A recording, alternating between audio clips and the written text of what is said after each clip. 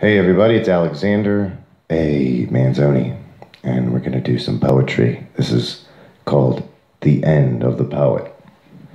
The psychotic, desperate poet reflected on his misgivings, his missteps that brought him all the way out to the wind-blown edge upon where he now stood. He idled there with little more than a pen, a book, and a distant, waning prayer. The poet looked absently at his notebook and rocked back and forth on the bare balls of his feet. The poet managed to get off a few good lines, swiftly delivering love and longing with but a stroke. He proclaimed the greatness of love and life, the absolute splendor and majesty of it all.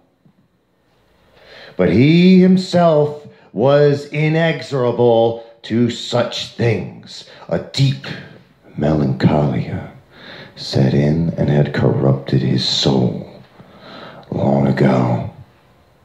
It befouled all the things that once gave him pleasure, except the caressing touch of his lover. And oh, if only they could have remained in bed together, locked in embrace and warmth and comfort. Then the poet would not have been out there on this cliff.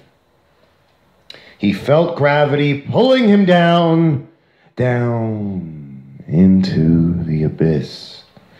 This must be some other force, he thought, although he did not make the effort to back away either.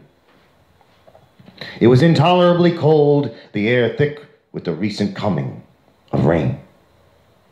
I could take but one step and plummet to my untimely demise, the poet uttered quietly, removing a well-worn stainless steel flask from his coat pocket. Certainly I shall miss everyone, not those who are cruel and discouraging, but the others, my lover, and all the rest. It is unfortunate that I failed to tie up all the loose ends, but the writing speaks for itself, and that's all that counts. The poet nudged forward and peered down into the seemingly endless void. This is the darkness I planned to send myself into. No longer was he so sure of himself. Write your last lines and get on with it. Your family will notice you're missing soon. They might come looking for you. What are you waiting for? There might be sweet release waiting for us somewhere at the bottom of that pit. The poet closed his notebook, one falling apart from nonstop continual use, and lit a cigarette as he silently contemplated his fate. He had eaten a couple Xanax and had just begun to experience the effects. Slowly, his gait worsened. His speech slurred, though it seemed he was still not feeling any better. The poet's chest felt compressed in a vise. His anxiety made it to the forefront of his crisis, and he no longer knew exactly what he wanted to do. So he took a breath and sat down on a rock and pondered this for a long time. And when he came to the conclusion, he arose, waving his arms in the air.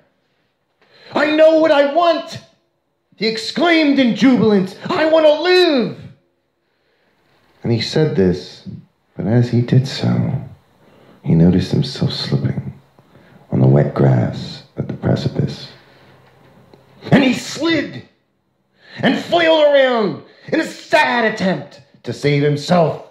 And the poet, he couldn't grab a hold of anything, and he plummeted. He fell to his death on the rocks below.